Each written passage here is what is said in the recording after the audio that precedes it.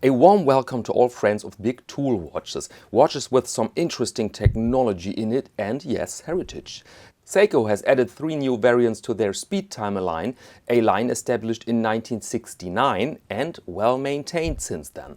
Let's go over the specifications of the Seiko Speedtimer Solar Chronograph. We have a chronograph with a case diameter of 41.4 mm, a length of 46 and a thickness of 13 mm. The watch is equipped with a sapphire crystal with anti-reflective coating inside and is anti-magnetic. Inside works the caliber V192. Water resistance is indicated with 100 meters.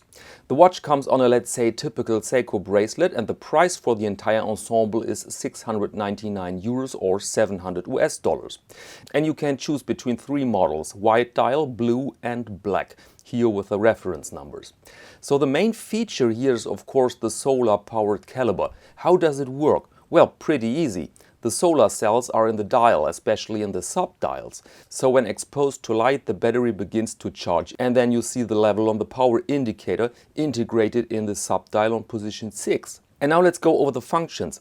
We have a tachymeter scale, aluminium insert by the way, a 24-hour counter on the right, seconds on the left, and a 60-minute counter on position 6.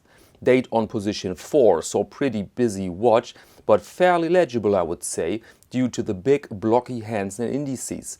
But maybe you're worried now, you ask, can I take this watch with me for every occasion? Can it be with me in my red illuminated nuclear submarine, for example? Let's say for 6 months to threaten the neighbors with my retaliation strike capability. That's what people do all the time, and in fact the watch could be a part of that operation, because once full charged, the battery can power the watch for 6 months. So regarding the functionality, a no-brainer.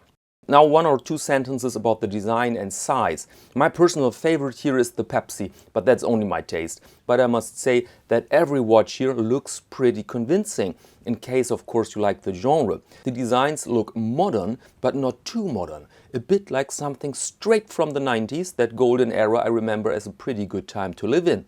Next point are the dimensions. The case diameter is a bit misleading. The watch is big but not long. 46 mm can be seen as a moderate length, so that even people with smaller wrists can wear these new variants.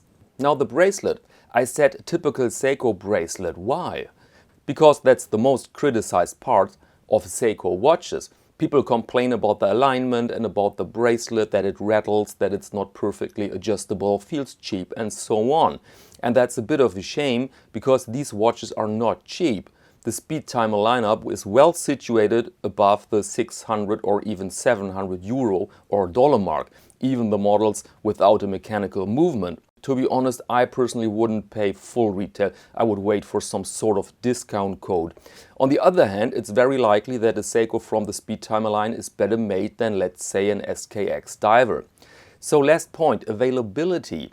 They say November, so now. But today, November the 6th, I didn't find these watches on the Seiko page, at least not in Europe. So we need some more days of patience. And that said, allow me to close this episode, ladies and gentlemen. Thank you very much, and see you next Monday to Watch of the Week.